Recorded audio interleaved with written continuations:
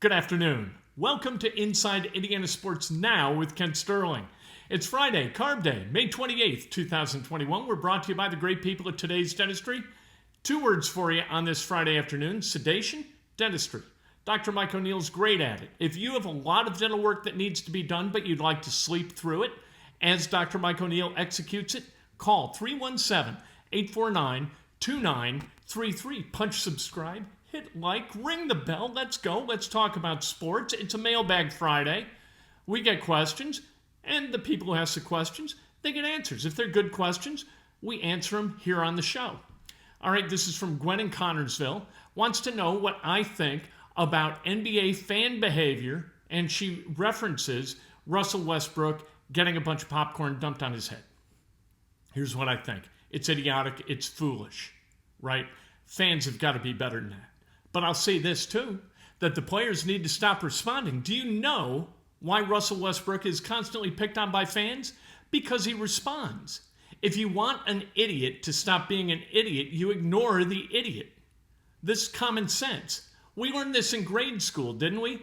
If you got like a 4th grader who picks on you and you respond to being picked on, it just fuels the fire and makes it fun for everybody.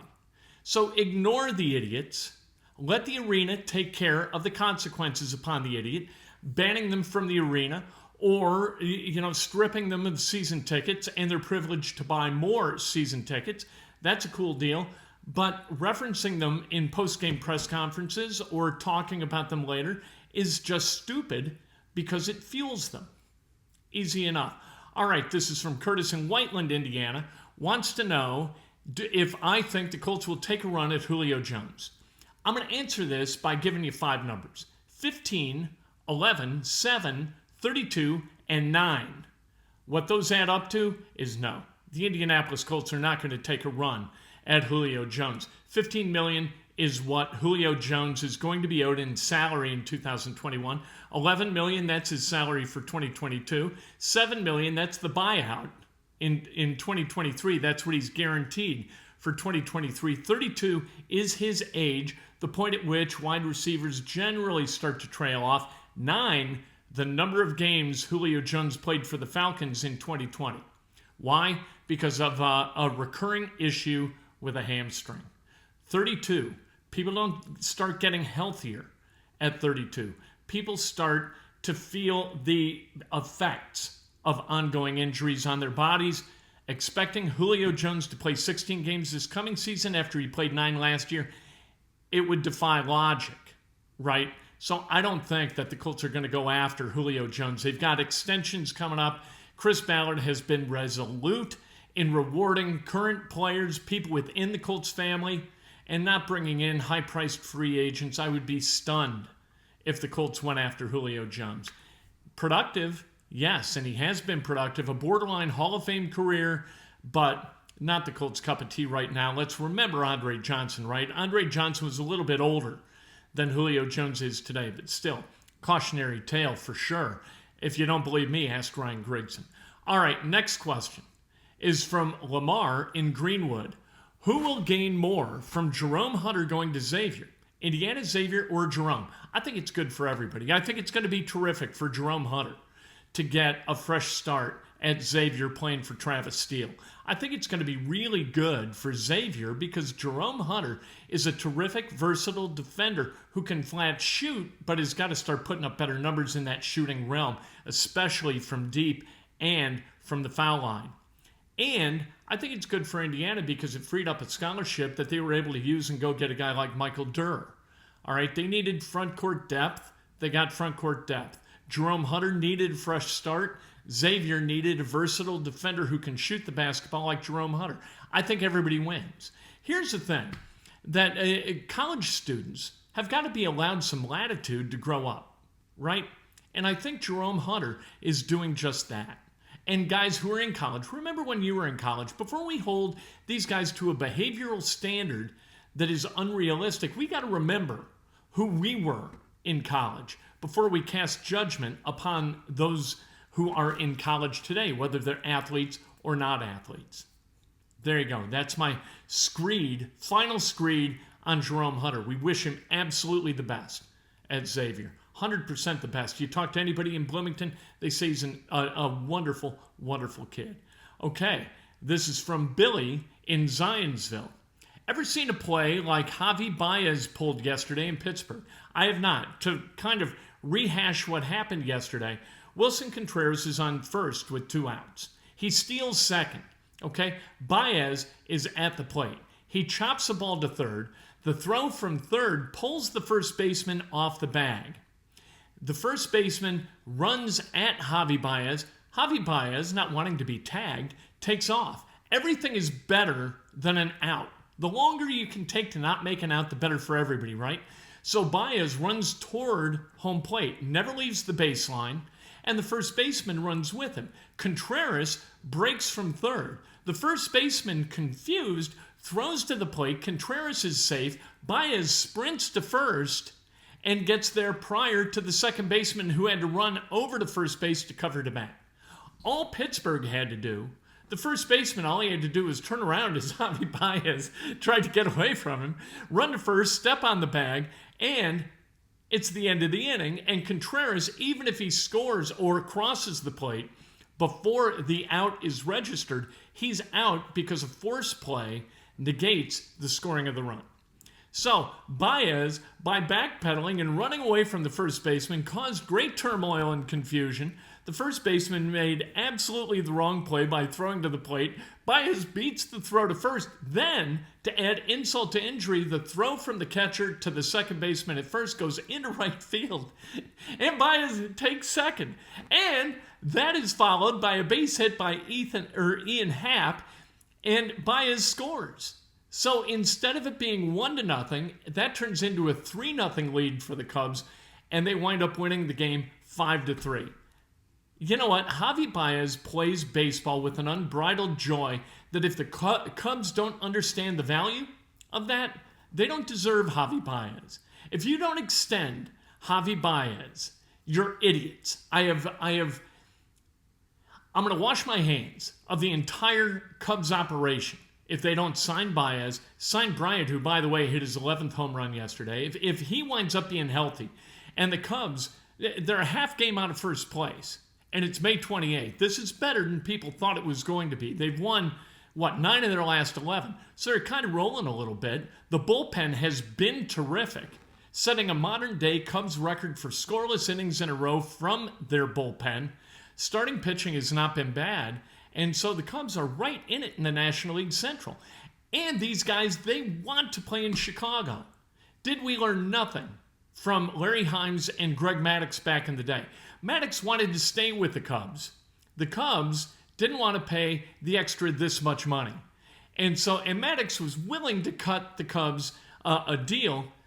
Cubs said, no, that's fine. He can go. He goes to the Braves. And what did he do? He won like the next 4 Cy Young Awards. For God's sake, don't do this. You've got Rizzo. You've got Baez. You've got Bryant. You've got Contreras.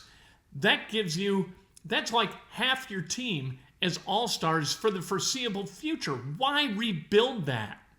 For God's sake, what's Bryant, 29? Right, Contreras is in his 20s. Baez is in his 20s. Rizzo's in his early 30s. These guys can be the anchors of a Cubs franchise moving forward to the next 5 to 8 years. For God's sake, don't turn your back on that. Write the check. Cubs should not have to rebuild with the money they get from the neighborhood, from the marquee network, from ticket sales. I mean, my God, let's go. Let's be not just prudent.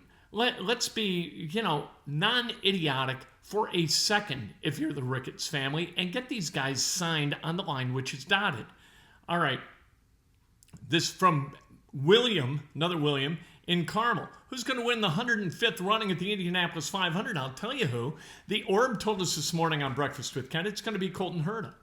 21 years old, but Colton Herta is a really good driver who's consistent over the course of 200 laps. And that's what you've got to be. From like the first lap through the 190th lap, you're just clicking away laps. You're just running in circles, not falling behind, but not worrying and not trying to get 2 laps ahead. You're just trying to find a way to be competitive so in those last 10 laps, you can find a way to win. And Colton Herta, I think, is the guy who can absolutely get that done. Scott Dixon's on the pole. Herta, second quick during the Fast 9 qualification run. And so he is in the middle of row one. I think that Colton Herta wins this race, and I think he's going to win 3 or 4 Indianapolis 500s before it's all said and done. All right, this is from Scott up in Frankton. What makes you believe Carson Wentz can be an elite NFL quarterback with the Colts? This has actually been asked also from fans in Philadelphia who watch. You know what? I know. Carson Wentz has fumbled the ball 58 times and has turned it over via fumble 29 times. Now, the plus side to that is Carson Wentz, twice in his NFL career, has led the NFL in fumbles recovered. So that's kind of, I guess, good. He also led the NFL in interceptions last year with 15, in sacks against with 50 in just 12 games. So he is a negative play waiting to happen. You know what? I was cynical about Phillip Rivers coming over to the Colts last year because I thought at the age of 38, about to turn 39, he had definitely played his best football, and expecting the Colts to be a playoff team because Phillip Rivers came over after Phillip Rivers went to the playoffs once in his final 6 years with the Chargers. You know what? It seemed like a long shot. Somehow or another, Frank Reich gets the best out of quarterbacks, and I think he's going to do the same with Carson Wentz. Carson Wentz's best season with the Eagles, 2017, when Frank Reich was the offensive coordinator. I think that Carson Wentz is going to succeed because Frank Reich is going to put him in a position to succeed. I was cynical about it last year with Rivers. This year, you know what? 3 quarterbacks in 3 years. Frank Reich has really helped to be quite good. I think that that's going to be Carson Wentz this year and moving forward for the Indianapolis Colts. All right, this is from Pidger down in downtown Indiana. I know exactly where he lives, but I'm not going to tell you his address. Will Kevin Pritchard blow it up or run it back in 2021, 2022? Good question. Here's the answer. He's got all these guys under contract. The Pacers and Pritchard have Domas Sabonis through 2024. They've got Miles Turner, Malcolm Brogdon, and Karis LeVert through 23. And they've got TJ Warren next year. So you've got your entire starting lineup coming back for another year.